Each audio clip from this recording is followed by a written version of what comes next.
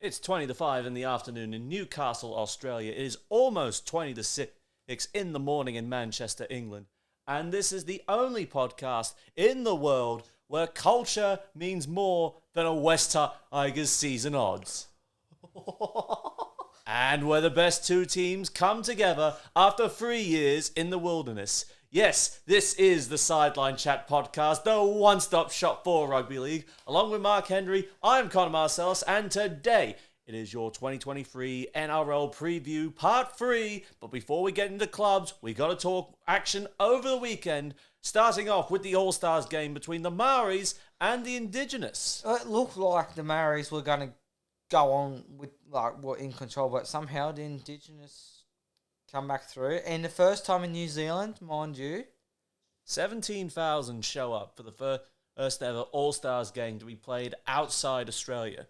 Started on the Gold Coast 13 years ago, then of course it's moved around to Brisbane, to Newcastle, to CommBank Stadium in Parramatta.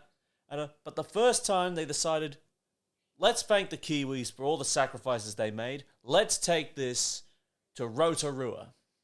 It's not a bad little ground, to be quite honest with you. Niche, I would think the word would be. But I think, based on what we predicted last week, I honestly thought the Maori home ground advantage would be greater incentive and, of course, the strength of the forward pack. But look, the Indigenous had plenty of opportunity down their left side early. I think you had Mitchell, Cobbo, and White and all that of that side, but there was just too much drop ball to really get some good ground going. Yeah, I had to agree with that there. But those combinations of Whiten, Mitchell, and Cobbo wasn't too bad. Like Mitchell was a little bit quiet. Latrell was, in my view. He didn't get much ball, I don't believe. But Cobbo, holy smokes. It wasn't the best first half for Selwyn Cobbo, put it that way. And heading in halftime, you'd think it's sort of a bit even. I think the Maoris really jagged the first try of the afternoon with Zach Docker-Clay. I mean, how many times are you lucky enough to get that ricochet off the upright to score the opening try? Not very often. Unless you keep practicing at training, you keep getting it 9 times out of 10. But on the run, it's a bit harder to do it. But it was unbelievable, though. Look, the left side of the Indigenous All-Stars, it eventually clicked into gear. And I will say, even though Nicho Hynes was awarded the Preston Campbell Medal for Man of the Match in the All-Stars game, I actually got to give it to Selwyn Cobbo this time round. I think a little bit shaky with the hands early. They could have had 5 tries in this game, to be honest, if they didn't bomb the first half attempts. But at the end of the day, it's the final result, 28-24, to the Indigenous All-Stars that truly matters. And for Selwyn Cobbo, 3 tries, 212 run meters, 7 tackle breaks, and 2 line breaks, including scoring the first try off a long-range effort. He just beat me to, I was going to say, including one of his tries, was length of the field, pretty much, which is unbelievable. And there's no one was in, they wouldn't say cooey, but he was going to be very hard to chase down. That's what I was looking for. Especially after we gave, we sort of half joked about it 2 weeks ago when we started previewing the NRL, considering he did say, Kevin Walters wasn't such a good coach, and then he goes out and does that. Just like Kevy's like, yep, I did that. Yep, exactly right. So also there's no bad blood. Well, now. No bad blood, especially when there's like $15,000 between the two of them. Exactly. Most of it's suspended, I believe. Possibly. But you would hope to think that is the last we have to hear about Selwyn Cobbo bad-mouthing a coach. I hope so. For his sake and the sake of the Broncos, because like I said before, culture is a huge thing. And I do not have high hopes for the Broncos if that incident happens again. But put to bed for now, so let's just see if the Broncos come out and perform. He just needs to keep his mind on the footy and play like he did in the Indigenous side. What about the Maoris? A couple of unorthodox selections initially. I think Corey Hawawira-Naira ended up starting at dummy half when the team sheet was named, only for him to shift out of that role for Docker-Clay when the game actually kicked off.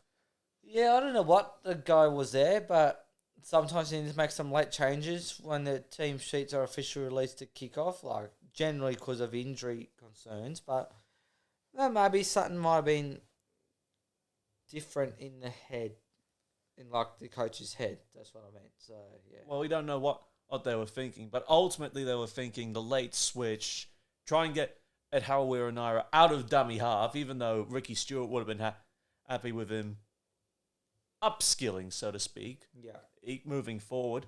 And we will talk more about the Raiders in coming weeks, but we got to move on. The Battle of the Saints. St. Helens walking away in the first Battle of the Saints clash, downing St. George Illawarra 30 points to 18. But half-time, it looked really, really competitive, to be quite honest with you. I know St. Helens had the slight edge at the break, and the Dragons did hit the lead a few times, but St. Helens were just honestly too good for us. They could have been up by more. I think I was looking at the scores myself. They were up 20-12 at one stage in the first half, but they had that try taken away from them. Yes, Walk us through what happened there. I believe it was because of a knock-on. I can't remember by who got taken off, but yeah, I believe it was a knock-on. They went up to the bunker and reviewed it, and it was taken off because of a knock-on. Why am I not surprised it came through like that? But seriously, because I was at the game myself, just seen, like I've seen him play on like the coverage that we have here in Australia of the Super League in St. Helens, but watching him in person live, it's just, you can see why they are so classy. Like some of the ways they set up the tries, like James Roby putting dummy half kick in, grubber kick through for, I believe, Lewis Dodd, that combination again. And then going straight through the line, having line break and running away with it. It's just unbelievable. It's just pure class from St. Helens. Well, the right edge really was sort of humming early, so to speak. Of course, they had a couple of warm-up games, reserves, and the testimonial game for Mark Percival. But I've got to tell you what, Alex Walmsley, this was actually his first hit-out of the year. Yeah, and I got to say, I'm impressed with his efforts, 197 run meters, 3 tackle breaks, 14 hit-ups, and 15 tackles. Only one miss he had all night. Fantastic stuff from Alex Walmsley. That's why he's one of the best. Well, to come back from that, because remember, he went down partway through last season with the Saints. Everyone thought, you're missing Walmsley, you're going to be in trouble. And then, of course, St. Helens go on to win a 4th straight title. So, yeah. But look, I think St. Helens, there's always room to improve. I mean, this was the second hit out for most involved. Others there for us. And losing Morgan Knowles, the illness early, didn't help their cause one bit. Well, you could tell he wasn't missed. Put it up. Well, I mean, he would have been missed to an extent, but like how they played for the majority of them, well, pretty much all match, you could tell. What about that offload from Tommy Makinson? Oh, that was a beautiful offload there. But even like that's still made errors to St. Helens, which 10 errors all up. Which I mean, first hit out in Australia, probably the first time they ever played 8 out here. To be honest, we can fact check that later on. But coming up against the Dragons, I think, to the untrained eye, you would have thought, just because they are Super League, they carry that tab, you're just like, oh yeah, even the worst NRL side could run over the best that Super League has to offer. And I have heard it's like, oh, the Dragons were only fielding a New South Wales Cup side. It's not their full-strength side. They could have taken Saints head on. Well, I mean, we did have some experienced players in there like Sully, Lomax, Ravalawa, Laurie. There could have been a few more that I've missed. But, we took them on head on. I thought really St. Helens were going to kick our ass. But, no, we played very well.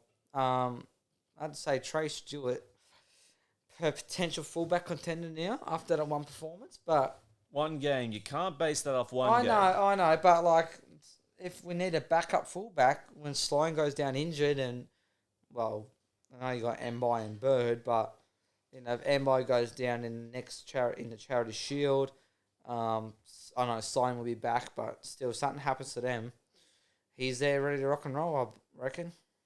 Yeah, maybe. We'll see about that. But St. Helens just controlled that game. A little bit scratchy, like I said, 10 errors. But their right edge really hummed nicely between Makinson, Wellesby floating in and out, Conrad Hurrell playing right centre. Manny got some big hits in Conrad Hurrell. I wouldn't doubt that he did. It's a physical presence out there. And then T. Ritson And what a try he scored late in the piece as well. Yeah, that was an unbelievable try there. Good. On loan from Barrow and just put away nicely by Hurrell. The Dragons didn't really have a response down the left-hand side. No. Even with Zach Lomax playing left centre in a defensive move, Anthony Griffin's apparently decided. He started doing that a bit last year from the sounds of it. So try to tighten up the defence on that side. So maybe it could work. See how we go. Could have. Well, it didn't work out against Saints right edge. Mate, that's only one game pre-season. See what we go against South Sydney in the Charity Shield and maybe the first couple of weeks of the season. Well, we'll see how that one pans out, but good effort for Paul Wellens for first win in the preseason challenge, as it is with the how do I put it? The West Tigers level of premiership odds point scoring system they've come up with. Yeah, it's a bit of an odd point scoring system, but it gets more teams. Like instead of just playing a trial for the sake of playing it, it actually might mean a bit more than what it usually would be over the past few seasons. I wouldn't necessarily have it the crazy points, but sort of the idea that they were going to award bonus points for tries, offloads, and line breaks. I have heard some criticism suggesting, why not reward defense? Like, if you should get a bonus point, for instance. I don't know if I've heard this before, but surely coaches like defense as well, like Trent Robinson, Wayne Bennett, Craig Bellamy, would prioritize defense and not conceding tries. Yeah. Surely you'd have bonus points on offer for donut score sheets on your opposition. Probably if you can manage to get less than 10 missed tackles, because there's no way you can get through a whole game without missing a single tackle. If you could, you would be God. Except from Rugby League Live 4. Yeah, let's not go there. But that's the sort of the point I make. Premierships are won in defence. I mean, sure, you'd like to incentivise attack, but that's not probably what the coaches are hoping for. Yeah, but it's gonna. I reckon it might be a bit harder to judge on the defence than the attack. Who knows? I don't know. Yeah, but $100,000 up for grabs, as well as the World Club Challenge, which we'll probably jump into now before getting into anything else. Yeah, you might as well. Going forward. We're talking about St. Helens now anyway, so might as well jump into them there. Yep, they will be at Bluebet Stadium in Penrith for 6 o'clock kickoff. You would think is the case, and this is sort of the squad on Paul Wellens has named so far. No changes from the side that ran out 30 points to 18, but the good news is that Morgan Knowles will probably be fit for this one, having been a late scratching. A bit of concern for Joe Batchelor moving forward, so I would probably suspect Curtis Sirenen would move into the starting second row spot again, and either Jake Wingfield or James Bell to be included in the initial interchange bench moving forward. Other than that, no real changes for the Saints. Conrad Hurrell, I would expect to start at right centre again. Well, as for Penrith, last week, obviously been trial match. They've got all the big name players in, like To'o, Yo, Targo, Fisher Harris, Luai, Garner, Kenny, Leota, Cleary, Lenu, and Crichton, and May are all back into the side after missing last week. Only naming the 22-man squad compared to St. Helens, they've got 26. Well, Saints are literally carrying probably nearly their entire first team on this tour of Australia. So, insurance policy to say, at least as for the Panthers, a couple of interesting key positional namings here. Stephen Crichton named at fullback for Penrith for the World Club Challenge. Sunir Taruva is named in the centres. Rather surprised. Could we see that in round one? Who knows? But you got to remember Dylan Edwards. Dylan Edwards is yet to come back. Of course, I knew there was Luke Garner named in the back row, but Zach Hoskins there with no Liam Martin. He will be fit for round one. But I think this could be a good addition between Garner and Hoskins with that left edge back row spot up for grabs. Potentially. Pretty much stock standard for the Panthers. Jack Cogger getting the bench utility spot for now. Now, yes. So that's sort of what Ivan Cleary's working with. Of course, all the big names named up, and there will probably be a little bit of positional swapping before kickoff. So it's really hard to say how they will run out 1 to 22 for Penrith and all the way down to 26 for St. Helens. Yeah. Look, I personally think there will be a lot of changes. But like ones you mentioned, there might be. You never know what Ivan Cleary's got up his sleeve Yeah, of tricks. that's definitely the case. But we also don't know what to expect out of St. Helens coming forward. Of course, a lot of people have written the Saints off. Phil Gould basically writing on Twitter saying Penrith should be allowed to declare at halftime. What, declare with half a game over? I mean, look, I get Gus has a lot of energy that he put into the Panthers, and all his hard work has reaped the benefits. 3 straight grand final appearances, 2 premierships out of that, even though he won't get the actual credit for that. But does he not watch the Super League? I bet he does. I honestly think he would watch, but he I would would still. right off the Saints. But he would still have his heart and his head invested into Penrith for what they've done. And I don't think he cares if Nathan Cleary is only now coming into his first hit out of the preseason before round 1. He wouldn't care if it's the same story with Crichton, with Toto, with Well, he's not at Jerome Penrith Luai anymore, or so he Isaiah wouldn't Yeo. really care because he's not at Penrith anymore. So Well, I mean, he's the Bulldogs' general manager, and if Canterbury were in Penrith's position, he would still probably say the Dogs would probably win their first ever World Club Challenge. but that's not the case. I'm just saying. And look, I think St. Helens need to cut the errors out of their games, first and foremost. 10 errors is simply not good enough, even if you are defending 4-time champions. They need to tighten that up. Good news, Morgan Knowles will be back, so they'll definitely provide some good competition in the middle of the field. Yes, very much so. But in saying that too, Penrith are without Liam Martin, so that might lean into the favour of St. Helens a little bit. I don't think it will. A little bit, not a lot though. I honestly think the Panthers. Everyone's thinking it's going to be a blowout scoreline. I think they're looking at St. Helens. They went down on last time they featured in the World Club Challenge. They went down 20-6 to the Roosters. The year before that, the Wigan Warriors went down to them 20-12. And of course, when the Leeds Rhinos came out in the last World Club Challenge played in Australia, Melbourne thrashed them 38-4. But they had injury concerns partway through with Jack Walker, Callum Watkins, I think, both going down. I don't know, I think mainly Walker went down, and then they had to shuffle all things around. Look, the 2010s, it's no secret that the NRL dominated the World Club Challenge all throughout the course of the 2010. And of course, Bradford, Leeds, St. Helens, Wigan, they were all able to catch most of the good NRL premiers offside, like I'm thinking the Broncos 2006, the Dogs in 2004.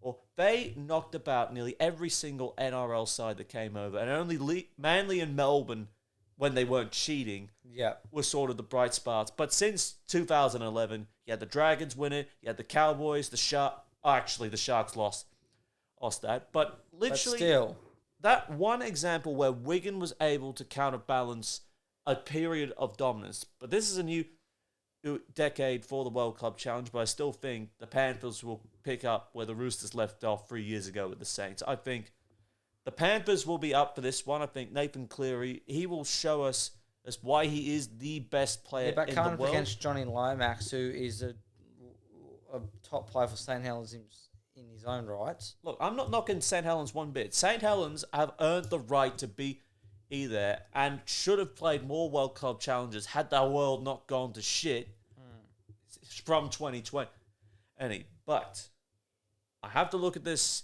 in reality. Are the Panthers going to win the World Club Challenge? No. In my view, yes. No, I do think that will be the case. I'm not being completely unrealistic. But are they going to blow St. Helens off the park? No, they absolutely are not going to blow them off the park. I think this will go right down to the wire. I think Nathan Cleary is going to have to be the man of the match to win this. And I think Penrith will win this 1-6. So you're going against your club. I'm going against my adopted UK club, but I just think Nathan Cleary is going to walk out and it's just going to be like a cake breeze. Nah. I reckon St. Helens will beat Penrith. Purely because I don't like Penrith, but I don't like Penrith either, but I have to acknowledge the Panthers are on a different level to the other 16 NRL clubs here and going up against England's best at the moment. But I reckon from the performance they put in on the weekend against the Dragons, I think St. Helens will win this one, probably by 8 points. So one that says Penrith will continue the NRL's recent dominance of the World Club Challenge. The other saying the Saints will lift their first since 2007, which is really saying something. Before we jump in, we might as well do this one as well. The Charity Shield, back once again. 20 minutes in, yep. Yes, once again at Mudgee at Glen Willow Sports Ground, if it's called Sports Ground or whatever it is called. I've got the Glen Willow Oval listed here, so that's what we're rolling with. Sounds good to me. So this is what the Rabbitohs will be running out, looking to win back the Charity Shield after the Dragons' shocked first win last year. Hey. Latrell Mitchell will back up from the Indigenous All-Stars game. Starting at fullback, the wingers are Alex Johnston and Isaac Thompson, possibly in a round one audition. Isaiah Tass and Campbell Graham will start in the centres, the halves made up of Cody Walker and Lachlan Ilias. In the forwards, they will be skippered by Cameron Murray at lock with Keon Kololamatangi and Jai Arrow aimed in the back row. And up front, Junior Totola, Damien Cook and Tom Burgess. And then off the big extended bench, as we come to expect so far in this challenge, Blake Taft, Peter Mamazelos, Jacob Host and Shaq Mitchell for the initial four-man bench. And a lot wider field, Josiah Karapani, Terrell Kalo, Ben Lovett, Davey Mo'ali, Thomas Fletcher, Richie Kennar, Michael Cheekham, Jacob Gagai, and Dion Tiapua. And their coach, Jason Demetrio. Yeah. As for the Dragons, who are backing up, obviously, from the clash with St. Helens, you've got Tyrell Slane back at fullback, coming back from the Indigenous All-Stars side, where he scored a try. The winners being Matt Fine and Michaeli Ravalawa, with centres being Moses Sully and Zach Lomax. The halves of Moses Embai and Ben Hunt, who is back after missing last week. At lock forward, you got Billy Burns, with up front being Zane Musgrove, Jacob Little. Whoa. Sorry. You're At lucky the back, if I cut that Billy out. Burns, and then you got also alongside him Ben Murdoch and Stellan Jaden. So with up front being Zane Musgrove, Jacob Little and Blake Laurie. The initial four-man bench is Jaden Sullivan, Francis Molo, Josh Kerr and Aaron Woods, with the extended reserves being Tyrell Field, Mayana, Max Fine, Tauto Moga, Michael Molo, Dan Russell, Jaden Hunt, Trey Stewart, Dylan Egan and Sevilio Tamale, coached by Anthony Griffin. So the Dragons are in an interesting position, coming in defending Charity Shield holders at this point in time. About time. It was a 2-liner for drought since we last won it, before last year. So what can we expect from this one being played at the beautiful country town of Mudgee? Oh, history shows the Dragons besides last year, since it's been moved out of Mudgee, Dragons haven't had a good record, I believe, besides last year. So, history is against us Dragons, but who knows what's going to happen. Let's just... South Sydney are a strong side, and they've got absolute strike weapons left, right, and centre, really. Well, we do have all recent results as far back as really going back all the way since it was reinstituted in 2002. Well, so we don't care about that. It's only at the ground at Mudgee. Yeah, well, it seems not available here, but we do know that the Rabbits have had the luck of the draw in this fixture. I believe if we look at the last 5, South have won 4, and of course the Dragons, that solitary yes, one. so our Charity Shield run isn't the best, but it's a pre-season hit out, but it's more of a one that kind of means a little bit more than what last week was, to be quite honest, for both sides. Yeah, it's a brilliant fixture, regardless of who you're backing, but I think if the Rabbits are to win, I think they do need to have Latrell Mitchell really stepping up again, because he is the key man for them. Have to agree with that one there. And then Cody Walker as well, controlling the kicking game and running game. Now, South State went down narrowly to Manly, 28-30 in Gosford in that doubleheader for round 1. Of course, they didn't have a lot of their big names playing, but now you got Cook coming into this. You got Walker backing up from the All-Stars as well. Alex Johnston is always a essence, how do you think Griffin's going to readjust his defensive game plan here? He's gonna make some adjustments because, like I said before, we've got no Ramsey for the season. We've got no Jack Bird. Sullivan's coming off the bench, which I believe was an early return than what they expected, which is kind of a good thing. But we're still going to be down on and Jack Bird, if I hadn't already said it. But look, I hope we do get up, but we just need to really stiffen up that left side defence like they tried last week with Zach Lomax moving to the opposite side of the field. But then again, that destroys the combination of Lomax and Ravalawa, which was bloody good last season with the flick passes off Lomax to Ravalawa to go over in the corner. Well, they weren't going into touch. Well, yeah, that one. Well, look, I think this is something the Rabbitohs will be looking to test out. I think Ilias will be wanting to give Koala Matangi much ball and space to move to really try and get at Zach Lomax. Because if he got on his pants pulled down by St. Helens, what do you think is going to happen when South try it? Pretty much the same result. Yeah, I probably think that. And then, of course, you got to always remember Cody Walker will probably try and get Alex Johnson some clean ball as well. So always trying to make sure you can shut Walker down before he can get the ball. Yeah, well, even trying to cut off his kicks a lot quicker too, because his kicking game is pretty strong. Yes, so I think those are the two areas of concern for the Dragons. Plus Zach Lomax and trying to put pressure on Walker. Oh, and Mitchell as well. Yes, if you can shut those three out mainly with the South, the Dragons could be in with a chance, but I think the Abbots will just be too strong on this occasion. I think the Bunnies retake the Charity Shield 7-12. Look, I've also got to say the Dragons, I got Ben Hunt back, and we know what he's been capable of the last few seasons in Clubland. But I'm going to say Dragons will win this one. Probably in the 1-6 bracket. One that says, as South, the other that goes the way of the Red V. Of course. Now, moving on into preview land, we do have the Newcastle Knights. The Knights, not the best season whatsoever, and very low expectations as after round 3. Excuse me.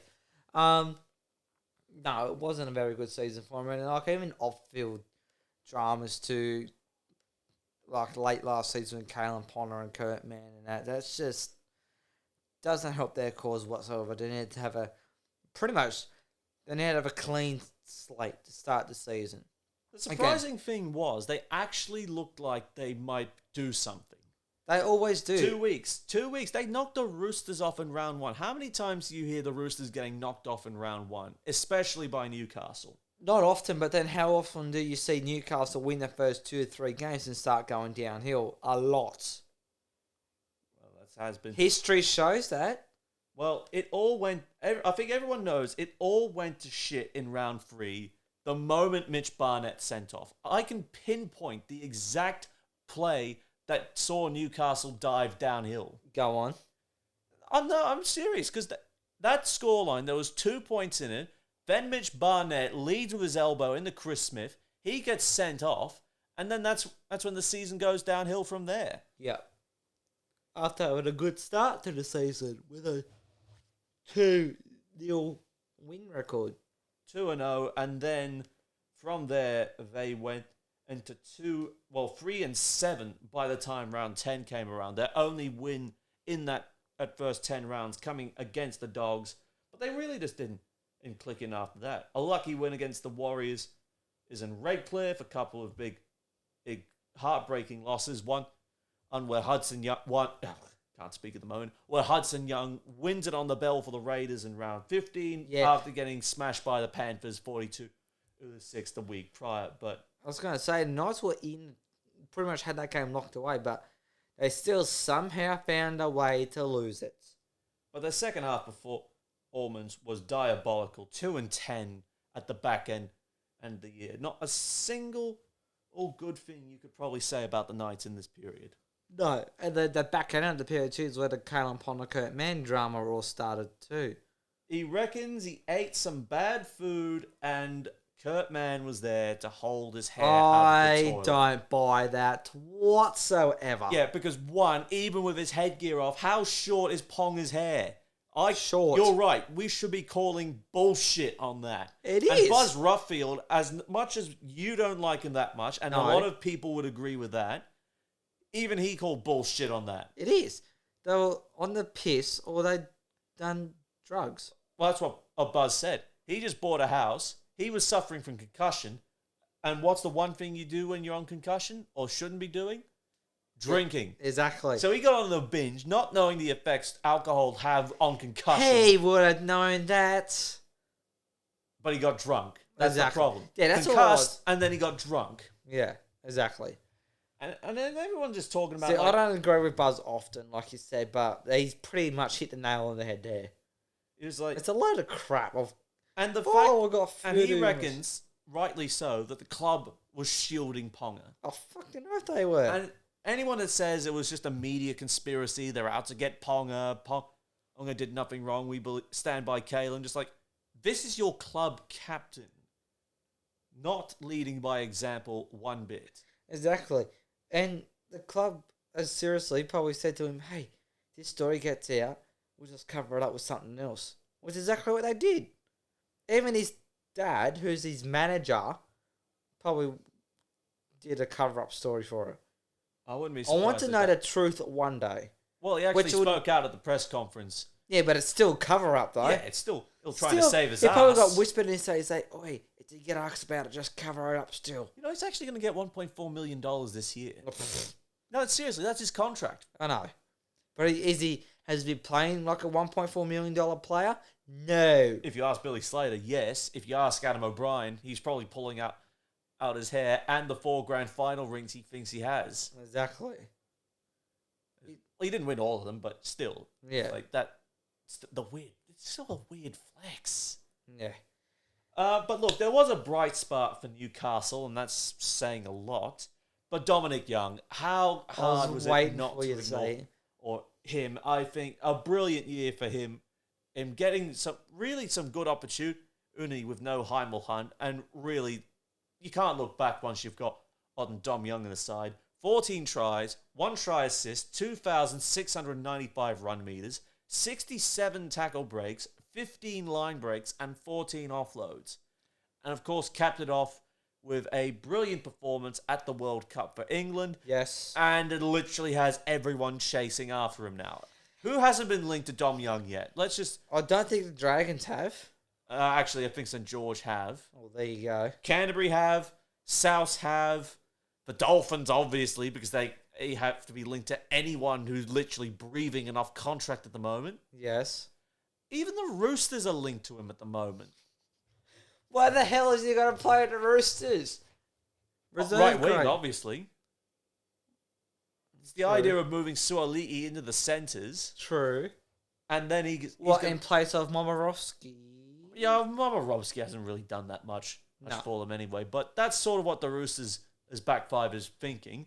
They'll still have Tedesco at fullback. Daniel Tupou will be the left wing, but they want Joseph Suoli'i in the centres to get his hands on the ball more. Joey Manu, it doesn't matter which side of the field he plays, he's still probably All in the halves. he's still probably going to destroy everyone he comes in contact with, and then Dom Young will get at the right wing spot. But do they have the Sambero room for it? The Roosters will think of something. You know the Roosters will. Oh, think of yeah, something, exactly. And we will talk about them more next week. Now, back to Newcastle for the moment. A little bit of a clean out, because, well, I really shouldn't be saying clean out. It's a readjust. Well, it kind of is a clean out in a way. Well, Mitch Barnett, for a start, is out after really spending the best years of his career with the Knights. I think he's been a one-club man up until this stage. Well, am I he right? did come from Canberra in a swap with Joe Tarpany. But I think Barnett has been sort of a real cornerstone of this Newcastle forward pack. He'll now He's just been a bit injury prone, I think. He'll now link up with the Warriors. David Clemmer will leave the rest of his 5-year contract behind to link up with the West Tigers. Edric Lee, who managed to score a club record of 5 tries in a single match, he's off for the Dolphins, as is Anthony Milford, honouring the handshake agreement they got. Pasami Solo heading south to the nation's cap. Capital Suaso, Sue and Tex Hoy both leaving for the City of Hull. All Sue linking up with the Robins and Hoy up with the Black and Whites. As well as Jake Clifford with the Black and Whites. Yep, Jake Clifford also leaving for Hull FC. Jariah Momosia leaving for the Eels. Chris Randall going for the Gold Coast Titans. And in recent times, Max Bradbury, also another swap deal, will leave the under-19s to link up with the Sharks full time. Again, front have got Adam Elliott from the Canberra Raiders. What a signing that is. Jack Hedrington from the Bulldogs. Tyson Gamble from Brisbane. Jackson Hastings in the swap deal with David Clemmer from the Tigers. Greg Marju from the Titans in the swap deal with Chris Randall. And Lockie Miller from the Sharks. Also in a swap deal. With Max Bradbury. So pretty much three swap deals Newcastle have made, and only one of them's actually good. Marzu. No, Hastings. Seriously. That was the one thing Newcastle was lacking all throughout last year. A recognised good playmaker. I mean, say what you will about Mitchell Pearce, but at least he actually got the Knights to back-to-back finals berths, even if they did get knocked out the following week. Yeah, that's true. But my biggest sign, other than Jackson Hastings, is Adam Elliott. I think you put Hastings and Elliott together, he'll control the middle of the ruck, Elliott, with a good go forward, and Hastings will be able to play off the back of it. Well, Elliott just needs to be a little bit less hot-headed. Well, that is the case. But Newcastle, 3 swap deals, but 2 of them are bad deals. Like, they get Greg Marju, sure, he's a big, powerful winger, but they let probably the only other recognised hooker at the club go in Chris Randall. They get Lachlan Miller from the Sharks, but he's a bright up-and-comer. Rugby 7-star, so he's not exactly a spring chicken, but he's not exactly a seasoned first grader in rugby league either. But the games he has played, he's gone really solid.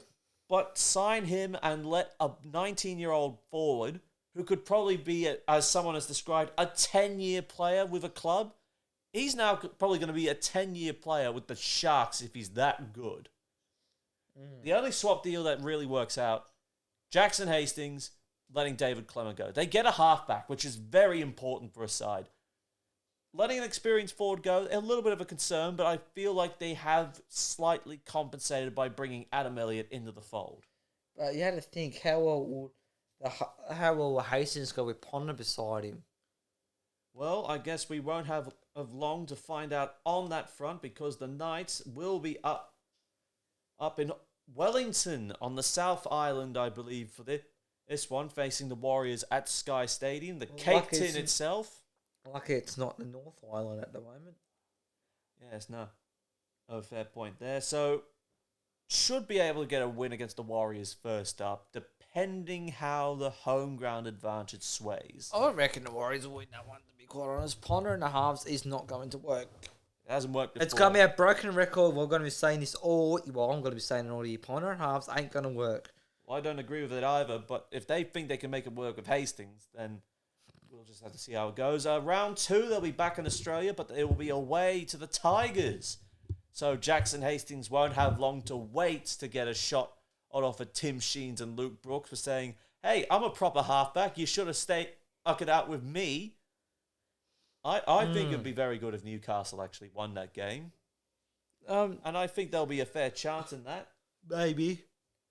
Back-to-back home games for rounds 3 and 4. First up against the Dolphins at home for the first home game of the year.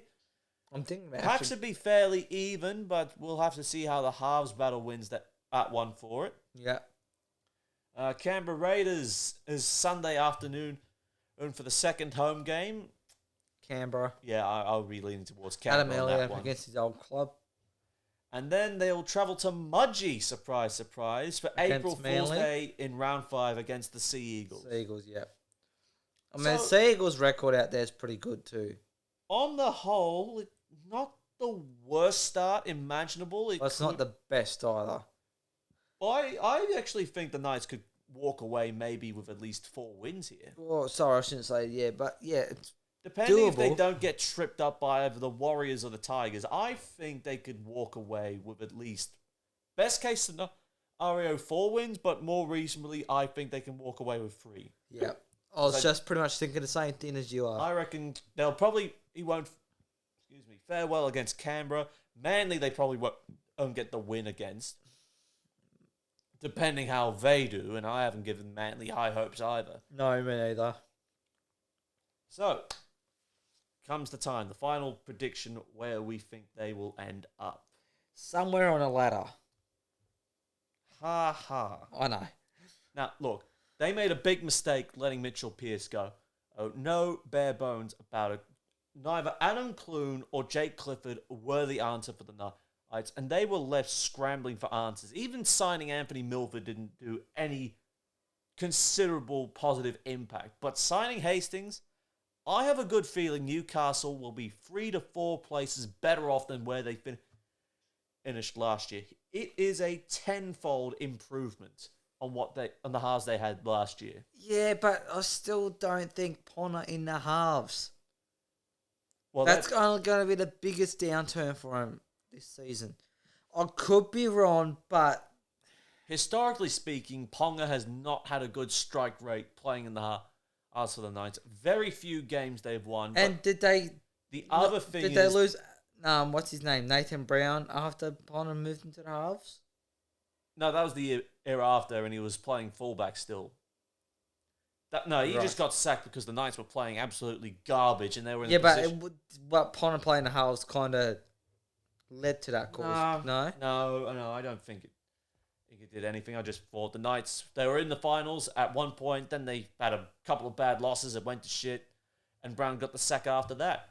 Okay. But look, I think it's either Ponga gets concussed playing fullback and he doesn't feature at all, or he plays in the halves and Jackson Hastings has to really carry the side on his own. Well, that means I think Jackson Hastings should be the captain and not Ponga. Sorry, Jaden Brayley. Ponga's still the captain. Yeah, but isn't Brayley co-captain as well? It's hard to say club captain, on-field captain. Who even tells the difference? You can have co-captains, so... Well, you can, but I think Ponga has to be the captain because he is the face of the club, the highest paid player they got, and he's basically carrying the side. Many reckon on his shoulders that he's somehow better than what he has been for them. Mm. Now, look, Newcastle, they finished 14th last year. Do they make the finals straight away? No, they don't. But are they going to be on the cusp of the 8? I honestly think they will. Ooh. They finished 14th last year. I think they will finish 10th on the ladder, just finishing outside the 8. But will it be enough to save Adam O'Brien? Probably not. Yeah, no, I say they're going to finish 13th again and miss out the finals yet again. I'm going to say it again. Ponga and a halves is going to let the team down this year. And it's going to, I reckon, cost Adam O'Brien his job. So one that says the Knights to finish in the bottom 4, the other that says just on the outskirts of the top 8. And bottom 5. No, I think they'd still have the bottom 4. It's just now. 13, 14, 15, 16, 17. Anyway. Moving on, the Cowboys. Well, talk about a real success story in 2022. And Todd Payton, he deserves a lot of plaudits here. He certainly does. His second year at the Cowboys? First year at the Cowboys? Second year. And he put together a very solid team that were pretty much there most weeks. This was a real surprise for everyone, I think, because many people, myself included, had the Cowboys finishing last. I don't think I did from memory, but yeah, no, I had him down near the bottom anyway. But yeah, it was a massive surprise, and he's unlocked some absolute weapons. And say, Jeremiah Nanai? Yeah, we'll get more into Jeremiah Nanai shortly. But this season, the Cowboys had a shaky start at home to the Bulldogs, 2 points in it when they thought they could have won that. But since then, the Cowboys really had something going for them. Back-to-back wins over the Broncos and the Raiders early on when no one thought they could have got those wins. Yeah. A couple of slip-ups, but they really had a good order run. Cheated their way to victory. Through to round 11. They knocked off Melbourne. Yes. How many times do you hear a side really sticking it to the Storm? The really top sides. 36-6, they ended up winning that game in Townsville. only after the Panthers tore them up the week prior at Magic. Yeah. But then you got the Cowboys game that cheated to win over the Tigers. There was a lot of contention in that result. They could have lost that 26-25, but I would say they Lucky. got very, very lucky that the bunker saw things their way, so to speak. But other than that, they were because you couldn't have a top 4 team get beat by a team that was in the bottom of the ladder. Ever since round 7, they did not drop out of the top 4. They were either third or second. And a couple of poor results late. Of course, round 22 against the Roosters, where they only lost their premiership winning coach Paul Green that weekend. Yes. And so it was a bit of a sad weekend for them. Then the Rabbitohs stunning them 20 points to 10 at a core. They bounced back and really played probably a classic qualifying final Against the Sharks. Yes, that final went to is how many classic. minutes it went? Like we said before, they couldn't win it in regular time. They couldn't win it in extra time. And it took a 2-point field goal from Valentine Holmes to win the game in goal and point. So was that 90 plus minutes? Yep. And of course it's kind of like shades of the Tigers Roosters final back in the 20... It's no 100-minute final. I know, but it was bloody close to it. But the fact that they went from the bottom 4 to 80 minutes away from the grand final, a home prelim at the Queensland Country Bank Stadium, only to go down to the Eels in a nail-biter 24-20 loss. Yeah, that was an absolute nail-biter of a match. But a big turnaround in a short space of time. And you are right, Jeremiah Nanai. It was hard not to pick him as the Cowboys standout player. Vidalia M, Rookie of the Year, the real boom Rookie of the Year, I should say. 17 tries, 2 try assists, 2,294 run meters, 37 tackle breaks, 8 line breaks, 18 offloads, and a goal line dropout. And how many tries? What did you say? 17 tries. How many of those would have come off? I think they said somewhere between 90 and 95% of them were scored off kicks. From Chad Townsend. Mainly. But that was another good signing in of itself. Of Chad Townsend coming in and really turning the Cowboys around. I mean, it's not just as Nanai. Taumalolo probably had his best year in a while since the grand final or last they met. Yeah. Tom Dearden was unlocked at 5'8". Yes. You had Peter Hiku really underrated at right centre. Valentine Holmes coming into his own at left centre. $1 million, but he's really coming into work. Yeah. Scott Drinkwater. Everywhere you look, this Cowboys side, from bits and pieces broken up from the 2017 grand final side to the wilderness years where they didn't make the finals, Todd Payton comes in. He challenges the biggest dog on the park in Taumalolo, and he's now bought into it. 100%. And it is remarkable to see this turnaround they have had. It certainly is, but they have lost a speedster in amongst it all, though. Yes, unfortunately, it has come at the cost of Hamiso Tabuai-Fidow and Tom Gilbert as well, another one who made his origin debut for Queensland last year. They have both exited to join the Dolphins. Ben Condon has left to join the Manly Seagulls, whilst Dejan Arce was left at go midway through last year to link up with the Warriors. And Connolly Lemuelu. Yes, off to the Dolphins also. And the Goni friends got Jack Gajeski from the Dragons. James Tama coming back from the West Tigers, and Shibasaki to the Mackay Cutters. Yes, Gahamet Shibasaki coming back into it, as well as Luciano Leilua being picked up from the Tigers mid-year. Look, James Tama will probably play one season, that'll be it. I wouldn't be too sure about that. I mean, 1 or 2 seasons. He'll finish his career at the club where he started at.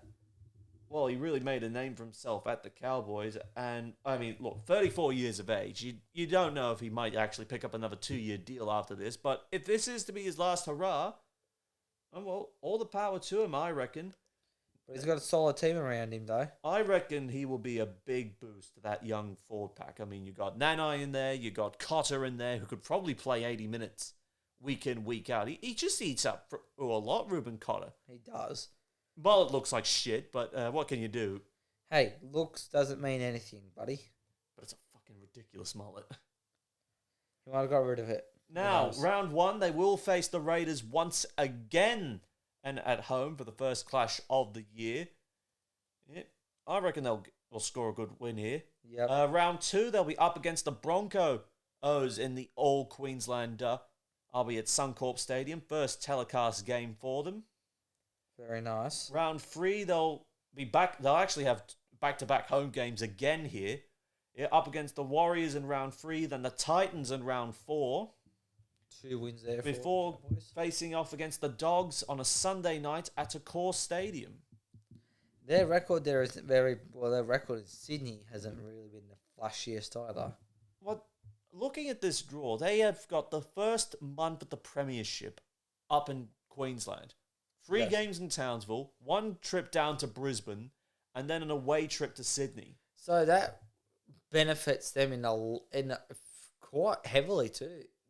It falls in their favour. They only have to travel to Sydney twice in the opening 10 rounds, and another trip to Auckland as well. So they only have to leave Queensland 3 times in the opening 10 rounds. That is a massive home state advantage right there. Bloody oath it is. Been very nice on the NRL. But just getting back to the opening 5 rounds, I reckon they can beat the Raiders. They'll easily... I reckon they'll narrowly get up over the Broncos. Should beat the Warriors, should beat the Titans. But I think in all fairness, the Bulldogs could really... They almost got them last time they played each other when it was round 21 up at Bundaberg. But that was one of the Cowboys' strengths. That bench could come on and they could sway a game in their favour. Never mind and that strong left edge they had going with Holmes, Talangi, Carl Felt back to his best as well. With a spine to die for. And also the Cowboys' record in Sydney is still not the best. So that leans into the Dogs' favour. But we'll see how that one pans out. And I'm really I think the Cowboys are back to their best, to be quite frank. Yep. I have to agree with you. And Could this be another grand final year for him? I think Todd Payton will keep most of the boom rookies his feet to the ground and say, all right, so you got as far as the preliminary final. I want you to go back out there and do it again. Exactly. And having an old head like James Tarmo in there, that could do the Cowboys a whole world of good. Oh, yes, it will. Now, last year, the Cowboys finished 3rd on the ladder and made it as far as the preliminary finals. I think they'll be in for another good year. I think they'll finish 4th on the ladder, but not sure whether or not they get as far as the prelims again. I think they will still get a good finish in the top 4. There you go. I reckon they're going to finish 2nd on the ladder this year. Improving on from last season. How far into the finals? I'm not quite sure. Maybe to the prelims again. I'd like to say the grand final, but still a bit undecided on who's going to be my grand final. Well, I think they are in a position to win a premiership within the next 3 years at least. If they keep the majority of the squad together. Make no mistake, the Cowboys are currently the top dog in Queensland. Easy. Well, I mean, that's not really saying much because it's either the Broncos or the Titans. And with the Dolphins, really just the unknown quantity. Yeah, the unknown, yeah. Although, in the trial match, it was a 24 draw, I believe. Close to it. Up at Cairns. But that was really... Oh, that's a trial match. A whole host of players missing. I know, but still... But there are some interesting rookies, I think. Taniela Sadrugu, ultimately, I think he will get some game time this year. Yeah. And Riley Price. Yeah. But Tom Duffy would be another name as well, just like... Maybe Origin period he could slot in. We'll see. We'll see if Dearden gets named again, but it all depends how things pan out. Yep. Now, speaking of panning out, the Parramatta Eels. Oh, another year of heartbreak. It started... How do you define the Parramatta Eels in 2022?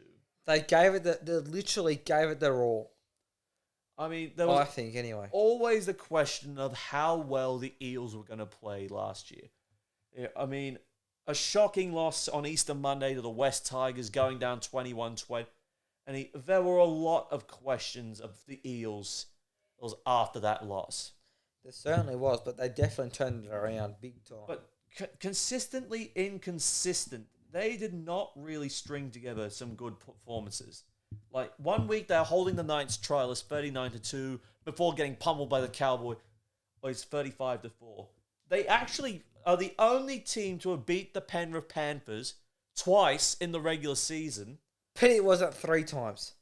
But they were not able to string together 3 wins all throughout the large part of the season, and to say the least. I mean, 1 week they're beating the Premiers. The following week they're losing to the Roosters in a tight game in the Magic round. And then they got stunned by the Bulldogs on the final Queen's birthday match as well, Yes. which is not good to say the least. It's win 1, lose 1. Both the losses against the Rabbitohs. Absolute shockers.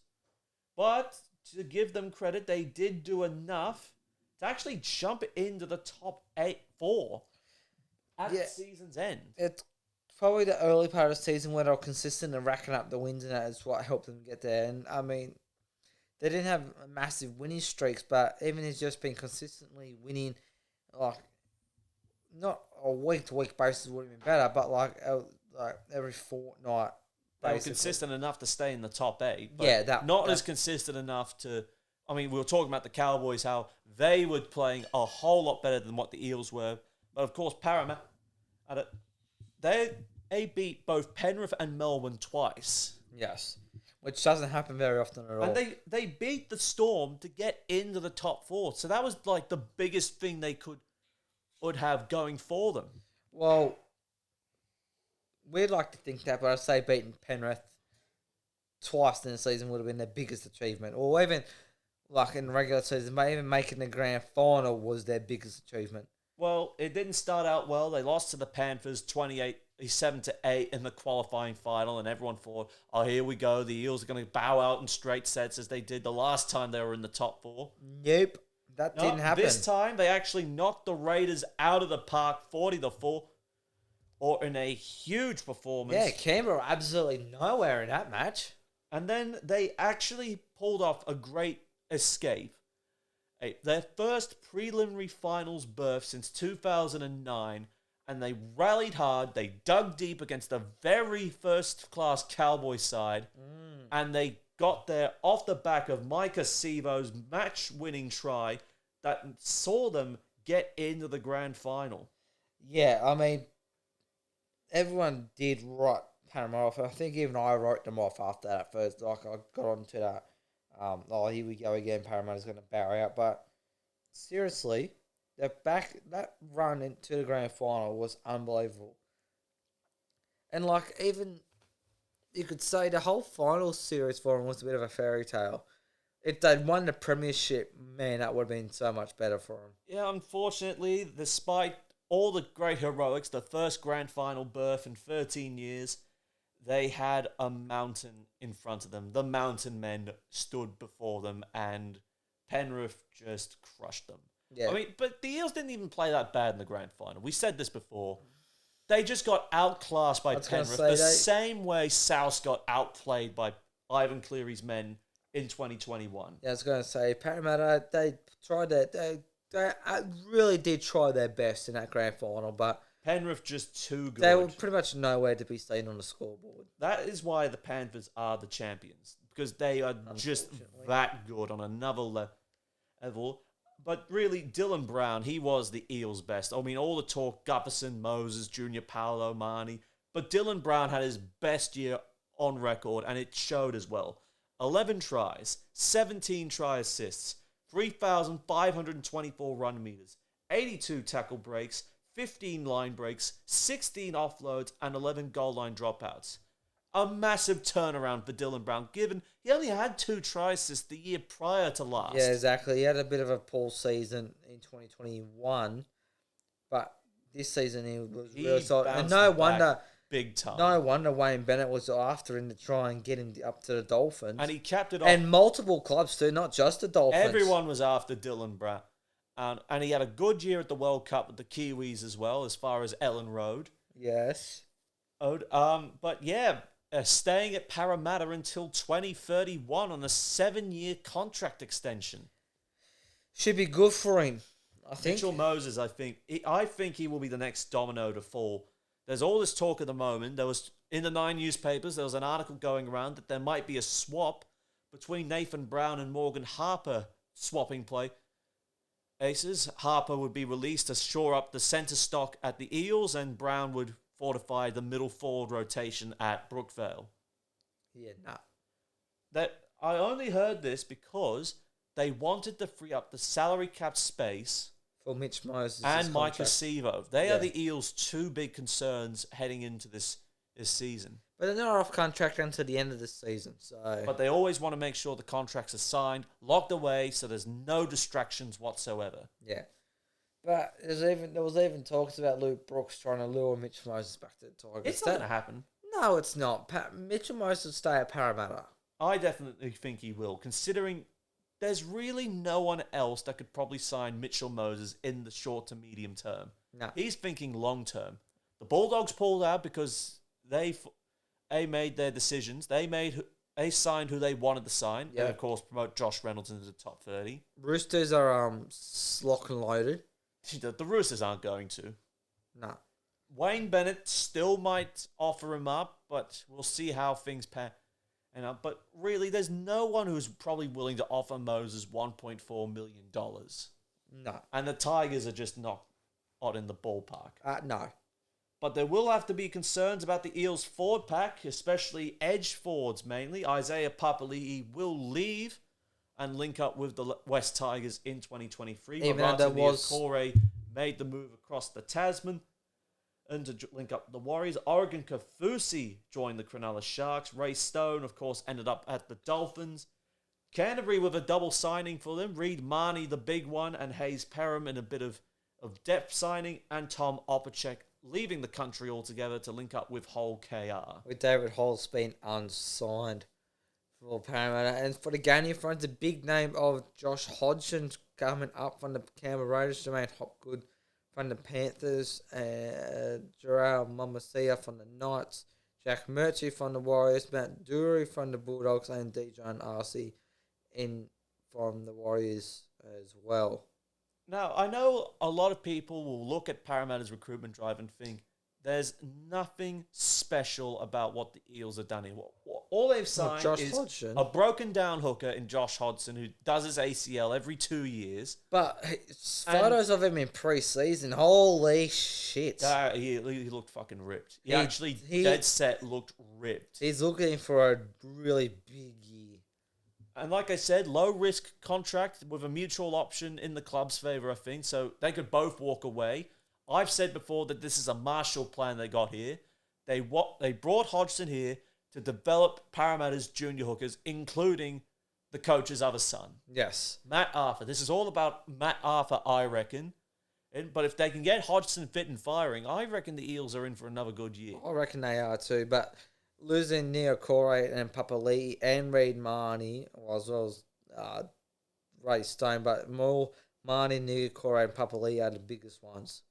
Yeah, I reckon that is the case for Parramatta, and this is how it looks for them in the first couple of rounds, up against the Storm to open up the season at CommBank Stadium, so that's the saving grace for them there. No Ryan Pappenhausen and no Justin Olams. That's really put the playing field in Melbourne. That has put the playing field a little bit more in the Parramatta's favour there, I reckon, without those two what names a facial there. fracture. Yeah. In the shoulder for Olam, and then Pappenhausen's out. He hasn't got enough strength in his knee yet, by the sounds of it. He could be back round 8, I'm hearing. Back-to-back home games up against the Sharks in round 2. That will be a cracker match.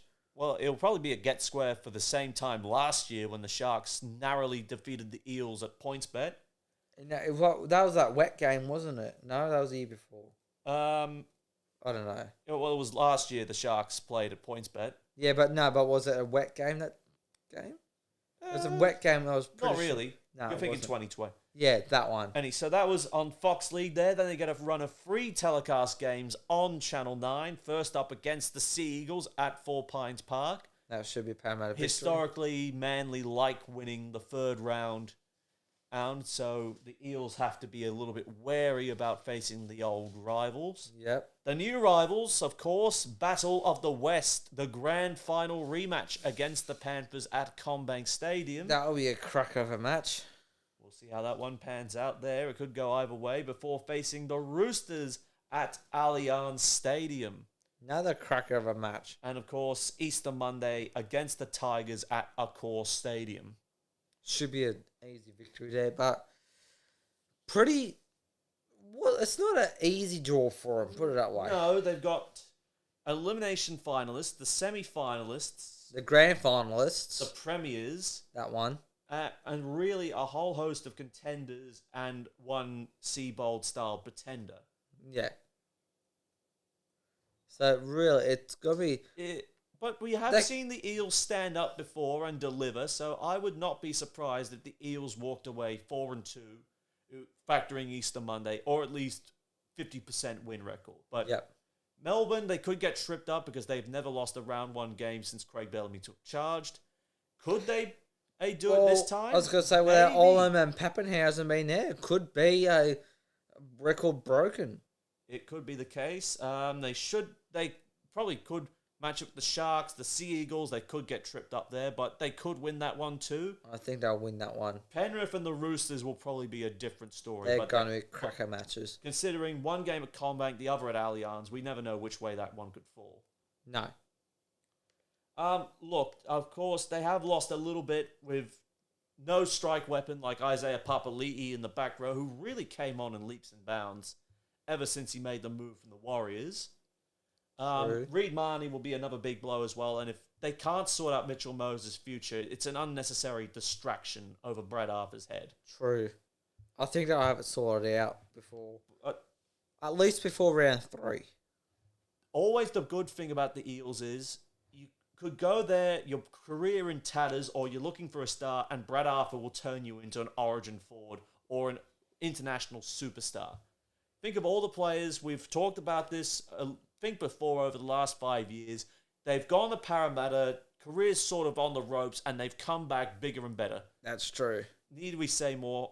It is, honestly, you go to Parramatta to start your career and to really build something. Yeah, 100% right there. Look, are they going to make it to the top 4? I think they're in the conversation for the 4, but with the Roosters coming back, I reckon we'll talk more about them next week. But I think there will be a slight readjustment, but still good enough to be in the top 6 to challenge for that elusive premiership win. Last year, they finished 4th in the grand final. A little bit of a readjustment, but still a competitive side. I think the Eels will finish 6th on the ladder. I'm going to say they finish 4th on the ladder and kind of neutralise where they are. If they keep Josh Hodgson fit for all season and how he looks in pre-season, he's going to be an absolute weapon. And Mitch Moses, Dylan Brown, Clint Gutherson, those are the big 4 players that they'll be looking at to get the ball rolling. That will be my biggest concern. If Hodgson can stay fit for, I would probably think 90% of the season. If he does that, the Eels will do well. If he doesn't, then it's going to be a bit of a long road. But we'll see how well Parramatta bounce back after that grand final loss again. Yes. And finally, in our 2023 previews, we have the defending premiers, the Penrith Panthers. They were pretty much unstoppable all last year. What can we say about this side that many other people haven't already said? We are talking a 20-4 regular season record. They only had, really the majority of the 4 losses came within the final 6 rounds, where they were 3-3, strategic resting in round. I was going to say strategic resting against the Cows, but shutout against the Storm. Or in round 21. Yeah, but they'll rest... 22, I should say. I think they'll rest in some then too. We've got to keep in mind, Nathan Cleary was suspended for 5 games after he was sent off in the second meeting against the Eels. Yes. But other than that, the Panthers' absolute perfect season. Second minor premiership win in 3 years. Back-to-back premiers. The second of the NRL era to do so. Other than the But Roosters. the first team in Australian Rugby League history to win all the grades on the day. Yes, they were All too. grand finals, also for all the grades from as low as the SG Ball, including the NRL State Championship. Yes. They have won that. The first since St. George of 1985 is the closest thing, Yep. and doing the absolute best of it. They did really well. And credit to them though. That's why everyone says that they've got the best junior system in the league. That just proves that they do. It absolutely Gus is. Gould has done wonders there. He absolutely has. That is probably the best we have seen of the Penrith Panthers. And the scary thing is, I think they can go even better. This empire is here to stay, and I reckon it will stay long term. Like with all the juniors that are coming through, having the best in the league, Penrith are going to be up there probably. I'm not going to put a timeline on it, but they're going to be up there for years to come. Now, Nathan Cleary, despite being suspended for the final 5 games of the regular season, came back in first-class style and got the Panthers to the second straight premiership win. 3 tries, 18 try assists, 1,618 run meters, 37 tackle breaks, 5 line breaks, 17 offloads, 17 goal line dropouts, 76 from 89 goals converted, and 1 1-point field goal. Very solid there. He is the best player in the NRL, verbatim. Yep. The fact that Penrith never dropped out of the top 2 all year, even with their losses, did not drop out of the top 2. That's crazy. That is insane. That is absolutely insane. Even with their losing run at the end of the season. Yes, they were just so far ahead of everyone else in the league. They were ahead of the Roosters, the Rabbitohs, Parramatta, Melbourne, North Queensland, and the Sharks. So far out in front, it was not clubs. funny. Yeah, 15 clubs. Other 15. It's not even funny how far they're out in front. No. Now, how far in front are they going to be this year? A couple of key concerns for the Panthers moving forward. Api Coruscant, of course, left the club to go to the West Tigers, so really going from the penthouse to the outhouse.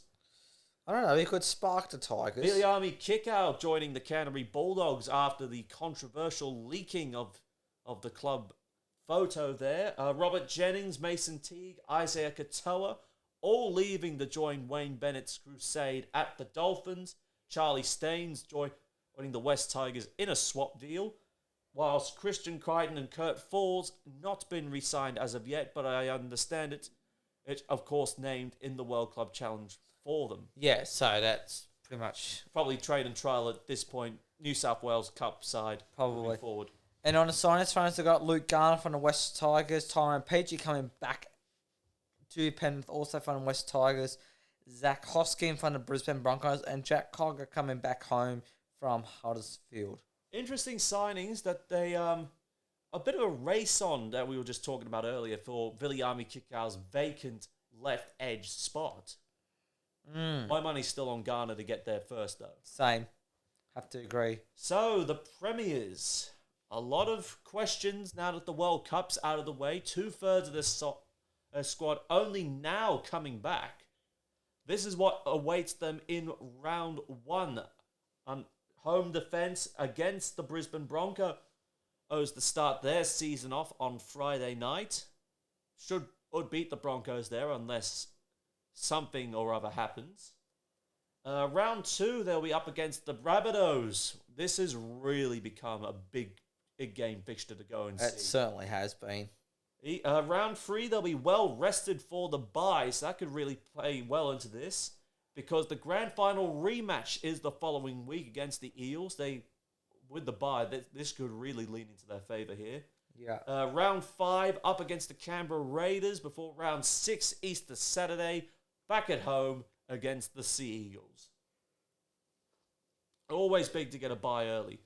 Yes. But I think the first of 2 buys. I think the Panthers will be a little bit more vulnerable this time round.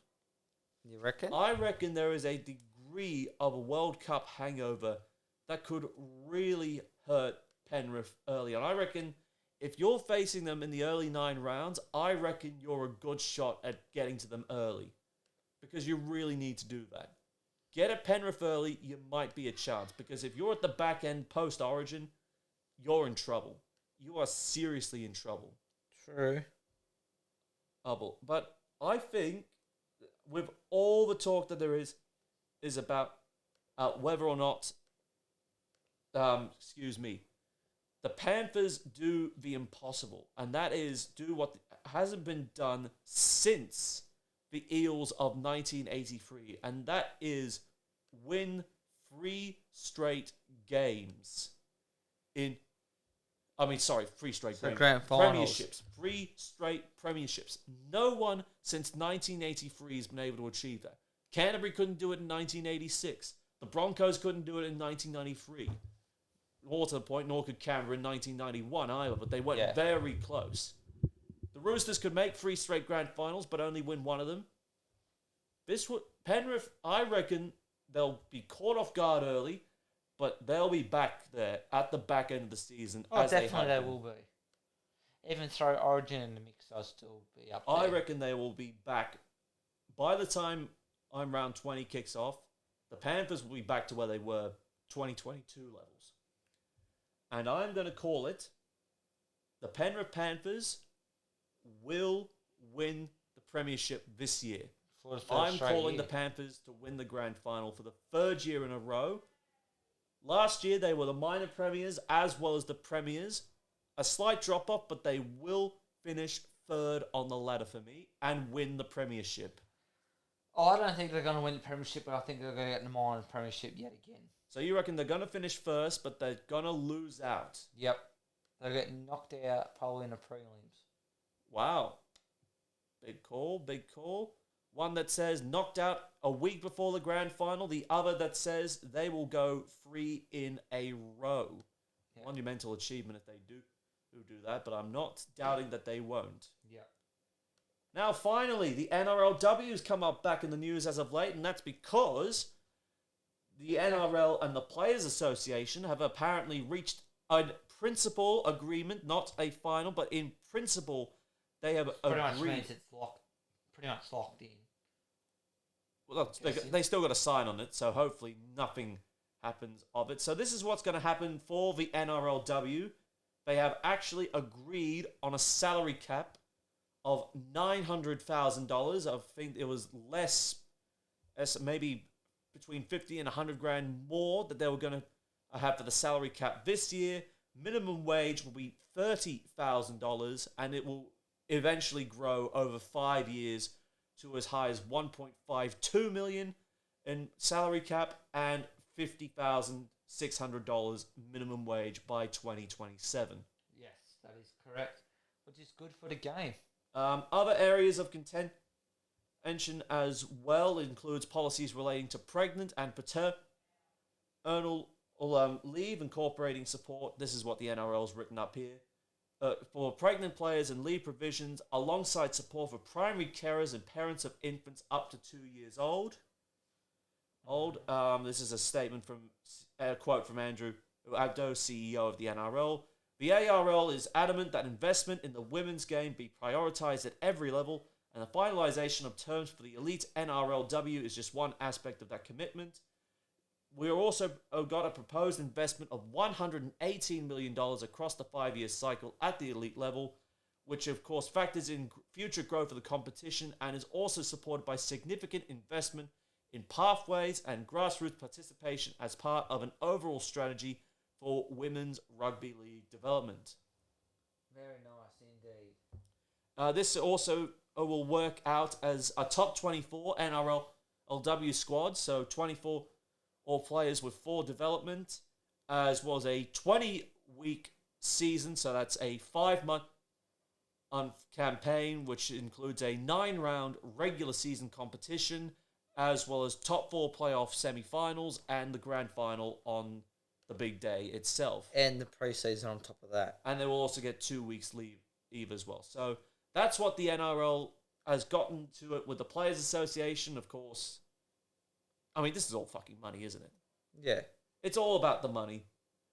But sure, let's just say, for the sake of argument, the players got what they wanted. The women, at least. Yes, the men's is still in the progress, but apparently it's one of the major stumbling blocks, sorry, but you're right, it is now out of the way. One of the major hurdles also for the collective bargaining agreements. But yes, the NRL men's one, it's apparently not too far away of getting done either. So I'd say maybe within the next week we'll probably get a finalisation on the NRL men's. I will say this actually does bring certainty now for the clubs who apparently can now start signing players once the pre-season begins. I think in May, does it? Or not 100% sure, to be quite honest. We all know round 1 will kick off in line with the NRL round 20. Yeah. I worked it out before we went into broadcast that this is sort of how it will work out. Fair enough. So everyone plays each other once. The best 4 teams will get a shot at the NRLW trophy. So we'll see how far it goes from this point with 10 teams.